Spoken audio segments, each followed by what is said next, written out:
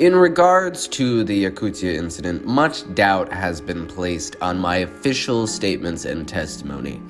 The cynical among you have cited the slightest of contradictions in my accounts and even noted supposed tics in my body language as evidence of deceit. And so it follows that accusations have been made of criminal activity and cover-up. I have done my best to ignore these accusations since they are baseless and thus could not ever manifest into official charges. Yet it has become clear to me in recent days that these conspiracy theories have generated undue curiosity in the incident, curiosity which could prove quite dangerous. As this was my chief concern when fabricating my statements, let me address the Yakutia incident with utmost transparency. The truth, I hope, will deter further inquisition. Before I recount the sequence of events as I truly experienced them, let me preface with a short statement. This is the truth, though it is your choice to believe it.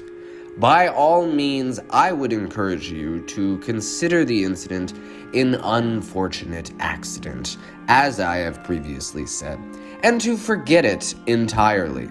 You should have a hard time proving otherwise. But to those of you that hear the sincerity in my words, do not chase the truth any further than I have. I fear we will all regret such a reckless decision. Now then, on August 24th, 2036, a representative of the alternative energy giant Greenways International contacted me in regards to my prolific research in thermodynamic degradation of the world's permafrost layers. Although not a climatologist like myself, the representative was quite familiar with my work. For some time, we discussed our concerns about the warming of the planet and how thawing of permafrost layers could lead to the breakdown of organic material and the release of greenhouse gases, which could further accelerate climate change. In particular, the representative mentioned Yodoma, areas of organic-rich Pleistocene-age permafrost, which I have expressed in my recent research as nothing short of a ticking time bomb. Greenways apparently was interested specifically in the Yodoma of northern Yakutia, where thawing is occurring at troubling rates. The company offered me a hefty sum of money to research the subject deeper. Not one to look a gift horse in the mouth, I accepted the offer, asking only which other researchers would join me. The representative did not say. Instead, he babbled on about travel plans, necessary equipment, and other logistical concerns. From the moment I accepted, everything moved at a startling pace, but I assumed the company was as excited as I was. Within a month, I found myself trekking through the Russian Far East in the back of an old Jeep. Inside the Jeep with me was Ulrich Klein, Madeline Walsh, and Igor Shimkov. All four of us were climatologists. I had met Ulrich before at a conference, the others I had only heard of through my readings. Regardless, there is a certain camaraderie among us, due to which we found the journey quite enjoyable. Conversation flowed, as did the wine Madeline brought to help pass the time. This camaraderie developed first of all from our shared subject of study, but not least of all because from the onset we were cordoned off from the rest of the expedition team. The navigators, both locals, rode ahead. This did not seem illogical since someone needed to guide us to the proper location. Behind them rode another Jeep with the team leader, Eric Nosworthy. Eric was an executive from Greenways. He was a calm and agreeable man, but he communicated with us almost exclusively through a two-way radio. In the car with him were two others. I was never formally introduced to them. Whenever we stopped for a break or to clear debris from the road, Eric was careful to keep us from the mysterious members of our team. He would task us with reviewing equipment, charting areas for measurement, and drawing up timetables. Busy work and distractions. That's all it was. Igor was the first to question Eric's intentions, going so far as to ask the man himself, but Eric dismissed him swiftly. Once we reached the site of our study, he said he would introduce everyone formally. It was a lie, but by then it wouldn't matter. As for the rest of us, our suspicions appeared not long after Igor's. Despite Eric tasking us with finding promising areas for research, all of our suggestions were ignored. It became clear that the expedition already had a destination in mind. We were just along for the ride. After an arduous journey through the unblemished tundra, we stopped. Eric announced over the radio that we had reached our port of call. Still clinging to the hope of actual academic pursuit, we exited our vehicle in a buzz. We collected our equipment from the trunk and set out with every intention of completing the research we were hired to do. Ulrich and Madeline began collecting samples of the Earth to analyze its concentration of organic matter. Igor took temperature measurements and probed the ground to see how deep the thaw had penetrated the permafrost. I, however, was determined to meet the others. After all, it would be rude not to say hello. Eric and his two associates were engaged in a serious discussion when I came to introduce myself. So engaged were they in this discussion that they did not even notice me. Brows knit, voices hushed, they pored over a black, leather-bound book. "It must be close," a muscular bald man said. A stocky man with glasses nodded in agreement. "He told me it would not be so." The man froze mid-sentence as I announced myself with a curt clear of the throat. As soon as he saw me, he slammed the book shut. I introduced myself and asked for their names. The man in glasses was Eli and the other was Joseph. No family names were given, and I did not press them further. I did, however, inquire about their specialties.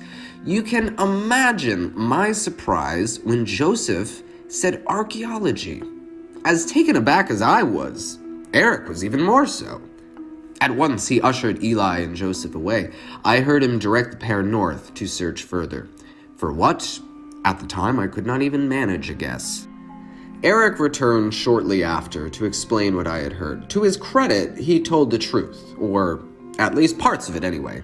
Joseph and Eli were tasked with a secondary mission, one he promised was no greater or lesser than our own. They received word of a historically significant artifact in the area, and given its proximity to the Yodoma and Yakutia, decided to link our two projects, for efficiency's sake. This did not seem entirely insensible, and I was glad to hear the truth for once, so I did not think to ask why this information was initially kept from us, or what this artifact was. In any case, I returned to the team of climatologists to inform them of what I had learned. Igor was glad to hear his intuition was correct. Madeline was satisfied so long as their work continued, and Ulrich could not care less. Overall, the revelation was not one that sparked much discussion. We still believed we had a task to complete. Even if our mission was the lesser of the two, climatology has always been treated with such dismissive attitudes. To the uninformed, our work appears dull and inconsequential. Naturally, as students of the subject, we did not share in that opinion and considered our work more compelling.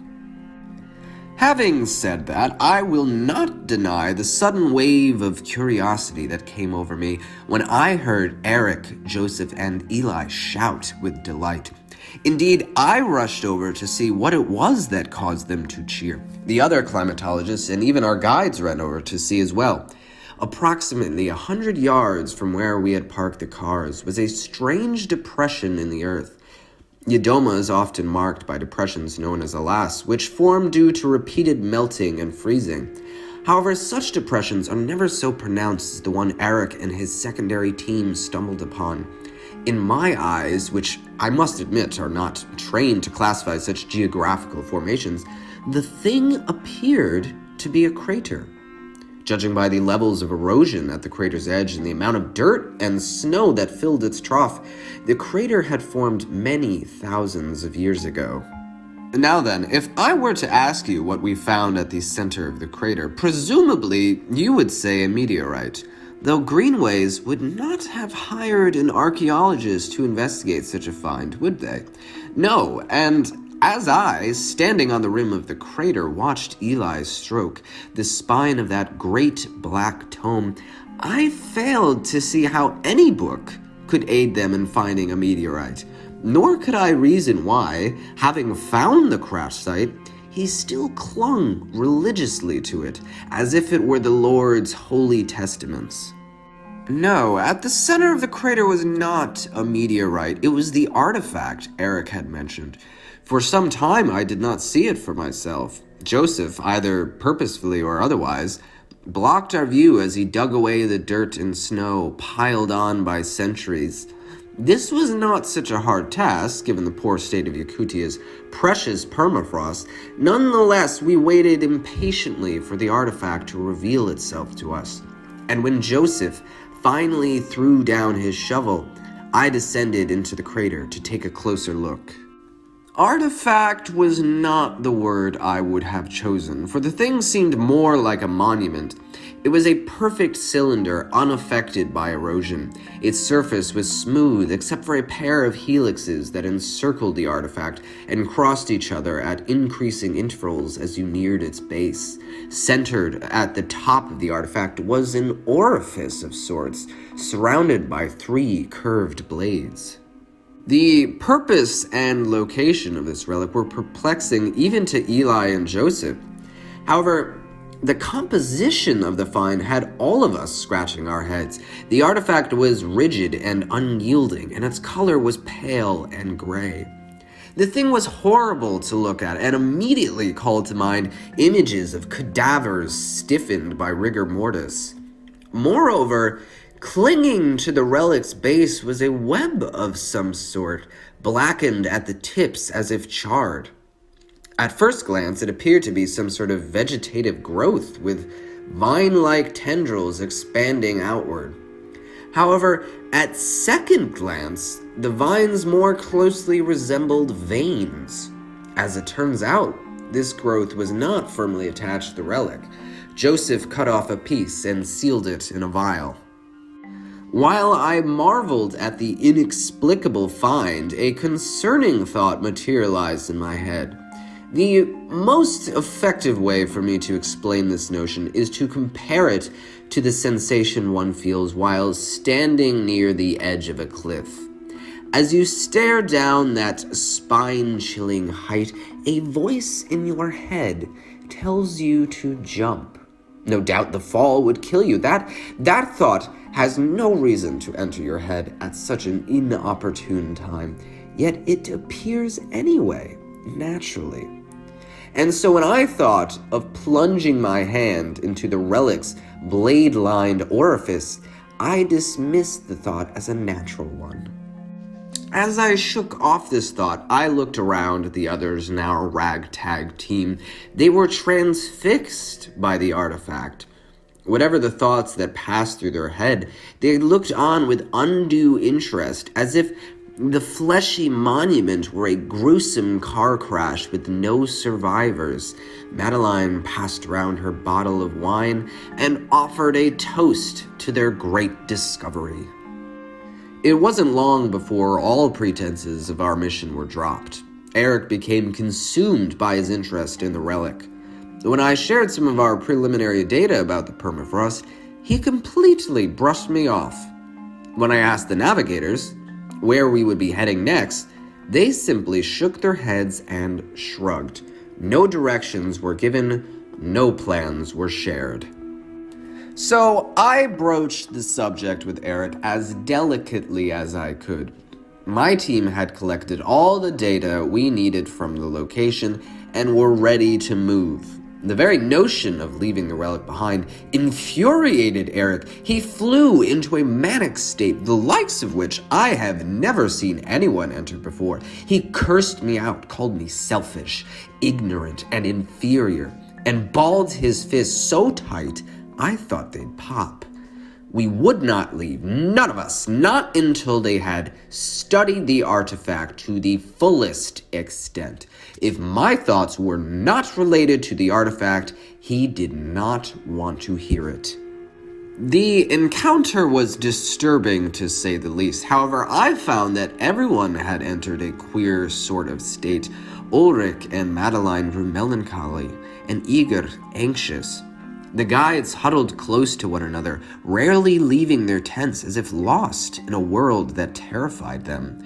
Meanwhile, Eli circled the artifact every evening and read passages from his book, which he was never seen without.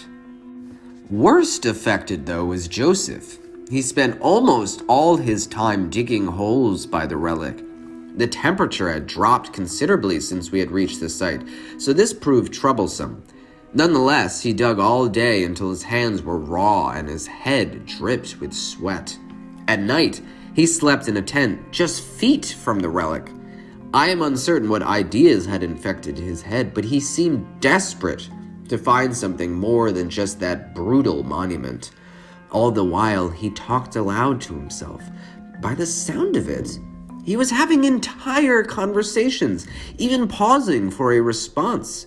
Not that I ever heard one. These conversations were mostly civil. With Eric, however, it was a different story. At times, I could hear them argue over the relic. Their voices reached such incredible volumes, I was certain their disagreements would erupt in violence. How could anyone get so worked up over such a hideous creation? And what about? I had no idea. But it was only a matter of time before their frequent bickering escalated. One evening, a fight broke out. I was eating a pathetic dinner of chicken and buckwheat when I heard a pair of enraged screams. Upon arrival at the scene, I saw Eric and Joseph exchanging punches until both of their faces were streaming with blood. Eli, still gripping his holy black book, attempted to pull Joseph back, but with little success. Both of the guides jumped in to pull Joseph back, but the massive specimen of a man still thrashed his arms around in defiance. As he did so, I saw him swinging a jug of gasoline in his left hand. Slowly, I pieced together that Joseph had a change of heart, and quite a significant one. The relic did not need to be studied. Rather, in his eyes, it needed to be burned. I, of course, had no investment in the artifact, but it seemed a waste to let Joseph destroy it after everyone's hemming and hawing over the revolting thing. So I joined the effort to restrain Joseph. Together, we wrestled the gasoline from his hand and tied him to the post inside his tent. Poor Joseph looked dreadful. His face was shockingly pale and gaunt, as if the skin was melting off his body. Since I did not often socialize with the man, I had no frame of reference, but I remember thinking his body was too long. The proportions just appeared off. In any case, I was more concerned with Joseph's sanity. He babbled endlessly about flesh and blood and some nameless man he referred to simply as him. When it became clear to Joseph none of us understood what he was saying, he began to mutter about losing control. Naturally, we thought he was referring to the brawl, but that wasn't exactly the case. Once Joseph had settled down a bit, I returned to my tent to rest. The whole incident had drained me, and I did not even have the strength to finish my dinner. Unfortunately, my hopes for a restorative sleep were entirely misplaced. That night, I found myself soaring through distorted dreamscapes, cloaked in red shadow. I tumbled down mountains of maddening heights, their great stone bodies lined with pumping black veins, and the world of our age was shattered so violently that no semblance of its former self could ever be reclaimed. In that hellish landscape, a voice spoke to me. So deep and booming was that voice that I took it to be of the world itself. "Answer my call and obey," the voice said. "Make this world as all were meant to be." I awoke in a hot sweat, disturbed in part from the dream itself, but also by a growing commotion outside. No doubt Joseph was to blame. I could only assume he had escaped his bonds during the night and was continuing his plans to destroy the artifact. As I have already said, I had no investment in the artifact, so I considered leaving the others to resolve the issue on their own. But my curiosity overcame me, and I could not have fallen asleep again if I had tried. What's more, I heard someone shout something no one hopes to hear. "Get the gun!" My first instinct was to say a bear had entered camp. After all, that was why firearms were brought on the expedition in the first place. Poor Joseph, I thought to myself, seeing a crowd gathered at the mouth of his tent. We had served him to a bear on a platter by tying him up like that. I rushed over to join them, but I did not see a bear. I saw something far worse. Joseph remained tied to his post. He was screaming something dreadful, as though overcome with agony, rage, or a mix of the two. Desperate to get to the artifact, he begged for freedom. He promised not to harm it. He just wanted to touch it. However, innocuous words aside, no sane individual would have released Joseph. What I found in that tent was beyond description, though I will do my best for your sake. Simply put, Joseph had mutated into something inhuman. His limbs had stretched beyond the length of his body as if to slip out of his bonds. They narrowed and split into an array of fleshy tentacles whose razor-keen edges glistened in the starlight. Likewise, his skull had grown thin and oblong. A fissure ran from the base of his head to the tip of his hairline. Even now, I can hear the sickening crack of his skull as it split open and gushed blood. Ulrich, who I had not known as a holy man, crossed himself and prayed. Madeline retched on her shoes and ran away in disgust. The rest of us simply stood in a state of fearful wonder. The brain cannot comprehend that for which it has no reference. Whatever Joseph had become was not of our world, and so it paralyzed us to look on him. Our guides arrived on scene in short order. One carried a rifle, while the other carried the jug of gasoline. If the bullets didn't kill him, perhaps fire would. However, contrary to our beliefs, Joseph had not entirely lost his sanity. He was still lucid enough to fear death. Screaming, Joseph lashed out with his mutated appendages. As the guide with the rifle approached, one of the fleshy tendrils caught him by the leg. Blood spurted everywhere as the honed tentacle burrowed into his flesh. A second tentacle slashed him across the chest, cutting clean to the bone. Dead, or nearly so, the guide dropped the rifle. While Joseph flung the guide's limp body overhead, the second guide opened the jug of gasoline and poured it all over. Narrowly dodging a tendril, the guide pulled out a lighter and threw it into the tent. At once, the whole thing went up in flames, and Joseph shrieked in agony. Eric, who had grabbed the rifle, fired 3 shots. The first 2 hit Joseph in the chest. He wailed and thrashed outward with his flaming limbs. I heard his restraints snap and feared for my life. But the third shot hit Joseph in the head, and he stumbled back, muttering about the artifact with his dying breath. For some time we watched the tent burn and Joseph along with it. I cannot recall what thoughts passed through my head, if any passed at all. How can one process such horrors with a complete grip on their rational faculties? Rationality had left all us behind. The only thing left to do was gawk like idiots. Eric was the first to turn away from Joseph's smoldering corpse. Notably, the rifle remained in his grasp. He paced around the campsite, glancing all the while at the fleshy monument.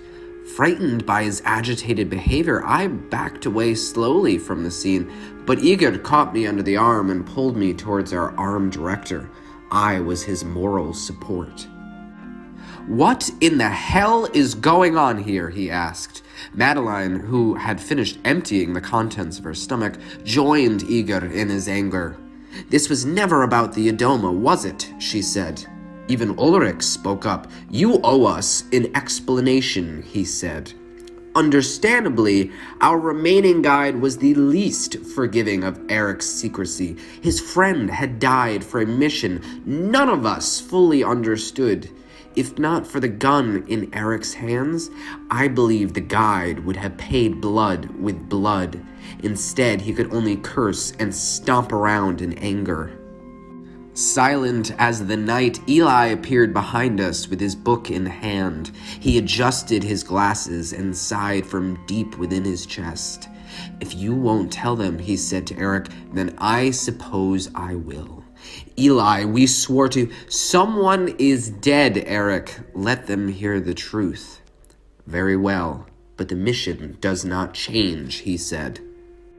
In a calm, calculated manner, Eli proceeded to tell us how the entire climate mission was a cover for PR purposes.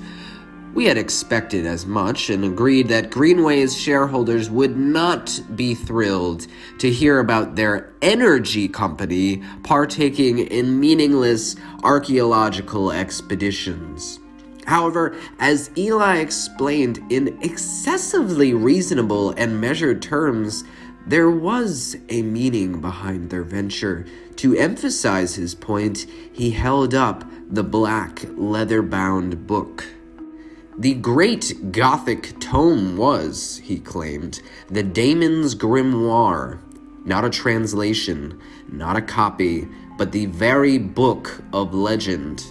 Doubtlessly, you need no reminder of the stories. All who glimpse its pages are destined for a terrible and gruesome end. So you can imagine the murmur that ran through the lot of us. Whether or not we believed Eli was beside the point. The truth had already taken a rotten turn. However, determined to explain himself, Eli continued. The stories we had heard about the book were simply that. If he was to be believed, the Daemon's Grimoire contained a great wealth of knowledge about what the world was and could be. Knowledge supposedly passed down by godly beings from beyond. As it pertained to their expedition, the Grimoire spoke of an ancient city built by the gods themselves. The book did not say where exactly this city was located, however. That revelation came in a dream. According to Eli, he, Eric, and Joseph shared this very same dream on the very same night after reading the Daemon's Grimoire together one evening. It was then a voice shared with them the coordinates of the city, adding that he was sleeping there. This mysterious voice could only belong to one of the gods. After all, how else could they each have been contacted in the same way at the same time? I looked at Eric, who was still sulking with rifle in hand. He nodded to confirm it was true. Having suspended my disbelief, I still found one glaring issue in Eli's story. We had traveled to the divinely given coordinates and found no city or sleeping god. Instead, we had found a monument. Nothing beside remained. When I said as much, Eli seemed troubled, and Eric even more so. "It must be here," our director said. "We will not leave until we find it." "And Joseph?" Igor asked. Yes, what of Joseph, I thought. Joseph himself had heard his God's call and come running to the desolate tundra to receive his blessings. Instead, He was treated to madness and mutation, neither of which I could accurately explain. Unfortunately, neither Eli nor Eric could explain it either. Their blank and distant stares offered little comfort to those of us that wanted to leave. Still, the mission was not finished. On the contrary, Eric decided to accelerate excavation with controlled explosions of ammonium nitrate. Offering our gun-toting leader all due respect, I objected to this idea. Naturally, I was overruled. Eric detonated one explosive before realizing his mistake. The ammonium nitrate ignited a pocket of methane, of which there are many in Yakutia's thawing permafrost, and burst into a massive ball of flame. In addition to nearly killing Eric, the explosion also came dangerously close to the relic. Fractures ran through the ground, which shifted under the revolting artifact. One more explosive, and he was likely to return it underground, where it rightfully belonged. Eric had no choice but to continue Joseph's work with the shovel, and a load of good it did. After days of work, he had not found a single sign of the ancient city or his god. It was obvious to me, as I am sure it is to you, there was no city to be found. Even so, people were growing restless. Madeline and Ulrich joined Eric and Eli in their search, if only to get home sooner. But the work seemed to sap the very life force out of them. In a matter of hours, I noticed a severe decline in their health and mood. More and more, they resembled Joseph before his imminent demise. Their faces had grown long and pale, sweat dripped from their willowy bodies, and madness slipped into their speech. Infighting and outbursts became all too common. Igor, too, grew quick to anger, but I suppose it was out of fear. He had noticed the group's decline and feared their transformation into monsters like Joseph had become. Although the notion disturbed me as well, the thought of leaving, for whatever reason, absolutely roiled the acid in my gut. I found myself searching for excuses to continue the search, though I had no logical reason to do so.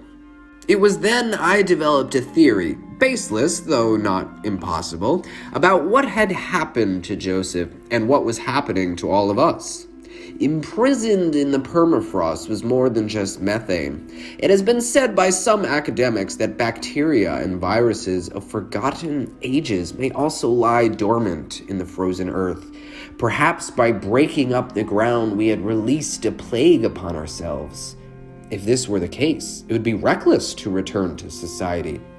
Our only choice was to stay. Even as I shared the theory, I felt my intuition scream in protest. A sickness lay on us, that much was certain. Whether or not it was natural, however, I could not say. No pathogen I knew of could do what it did to Joseph, but the others accepted my theory without complaint.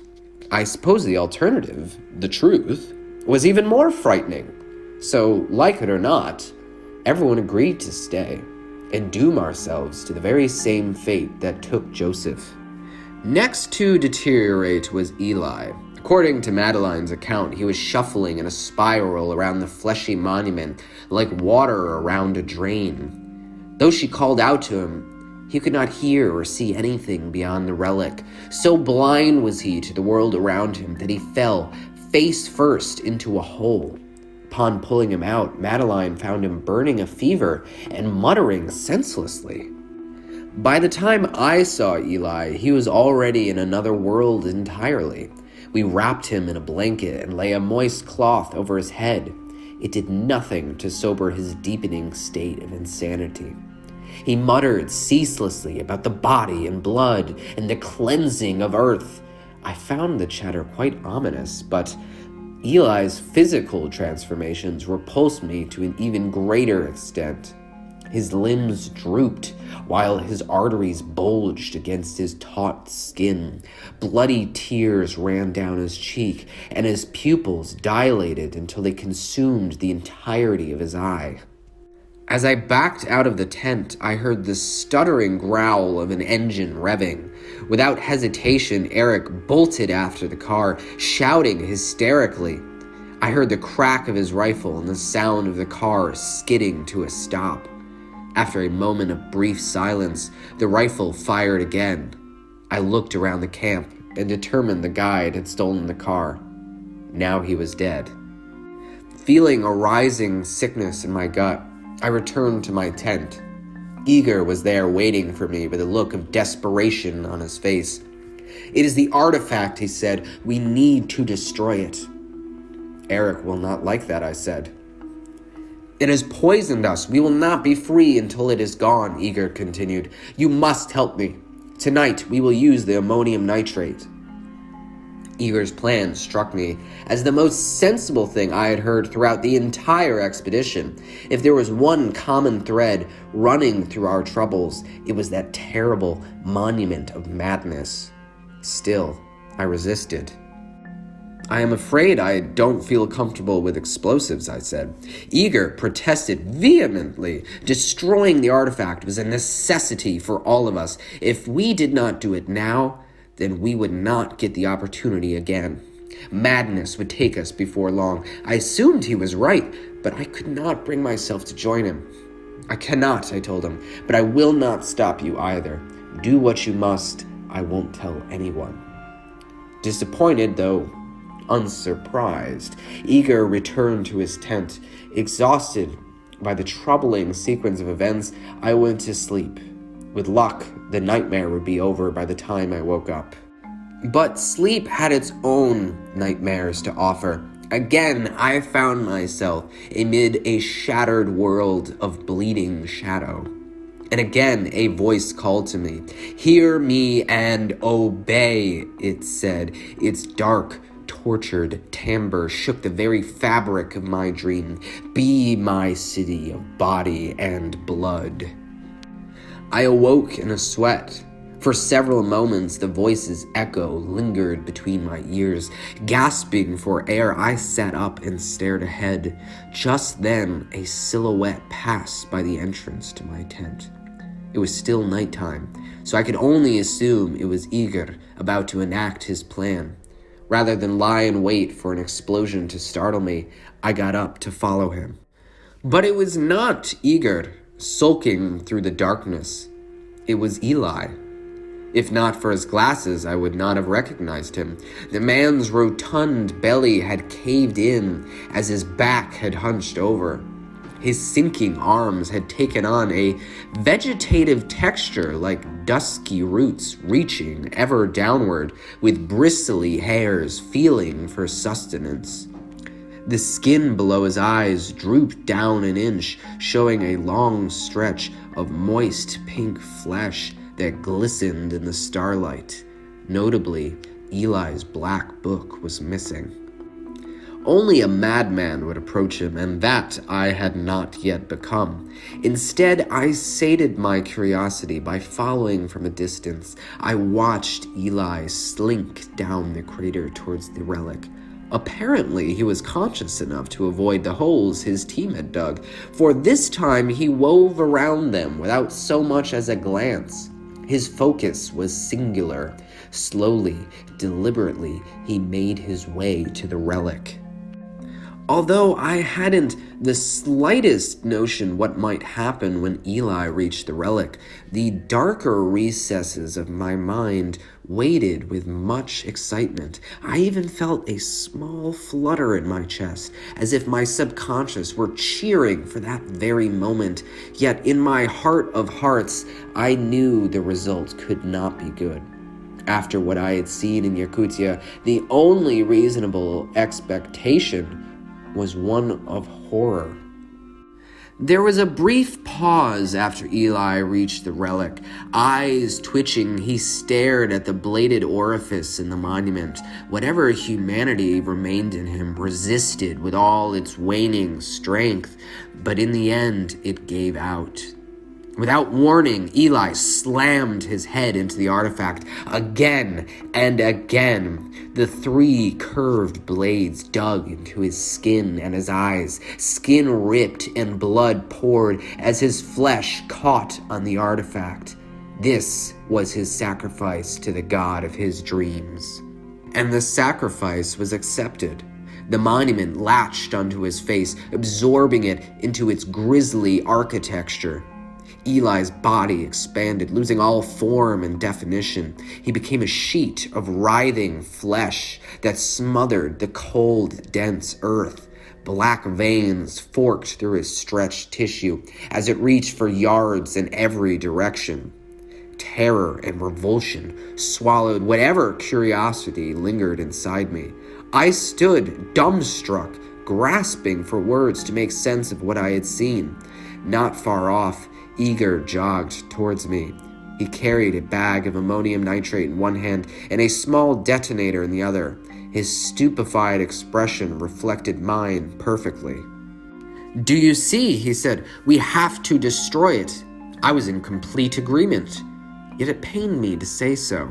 How could I cling to that horrid abomination after what I had seen? How could any part of me resist what I knew was necessary? "Answer my call," I heard as a whisper in my head. I stumbled as my vision dizzied. "Join me," it spoke in waking reality. "Are you all right?" Igor asked. "Yes," I lied. "Do it. We must do it." Igor started towards the fleshy artifact when a shot rang behind me. Instinctively, I ducked to avoid harm. When I looked back, I saw Eric standing over me with his rifle smoking. Thankfully, I was unharmed. Igor, however, fell to his knee. Blood steamed as it ran in hot streams down his leg. "It is what he wants," Eric said. "You can't interfere. I won't let you." He ran into the crater as Igor stumbled to his feet. With the butt of his gun, Eric beat Igor over the head once, twice, 3 times. After the 3rd blow, the detonator fell from his hand. Against my best judgments and the voice clawing at the edge of my hearing, I rushed to grab it. I succeeded in this endeavor, and in drawing Eric's attention. Seizing the opportunity, Igor limped towards the monument with the ammonium nitrate in hand. Eric did not so much as look. Somehow he knew Igor's fate was already sealed. As soon as Igor approached the expanse of undulating flesh, a tentacle sprung out. It wrapped around his neck and pulled him forward.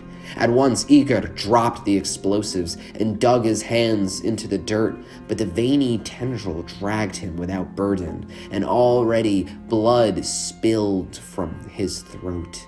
I could smell the iron in the air. In a matter of seconds, the blanket of flesh consumed him. Igor screamed in a gut-wrenching tone, but only for a moment.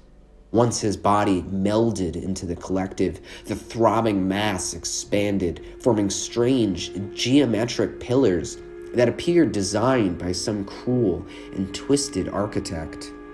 With eyes glossy and forked with veins, Eric looked at me and grimaced. His nostrils flared and his lip twitched.